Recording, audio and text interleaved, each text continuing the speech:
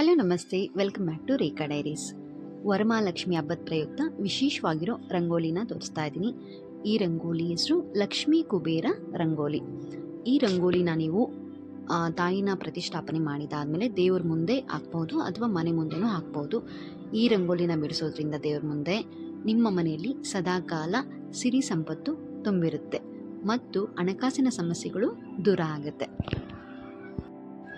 ದೇವಿ ಮಹಾಲಕ್ಷ್ಮಿ ಮತ್ತು ಕುಬೇರನ ಕೃಪೆ ಸದಾಕಾಲ ನಿಮ್ಮ ಮನೆಯಲ್ಲಿ ನೆಲೆಸಿರಬೇಕು ಅಂದರೆ ಈ ವರಮಹಾಲಕ್ಷ್ಮಿ ಹಬ್ಬದ ದಿನ ಈ ರಂಗೋಲಿಯನ್ನು ದೇವಿಯ ಮುಂದೆ ಬಿಡಿಸಿ.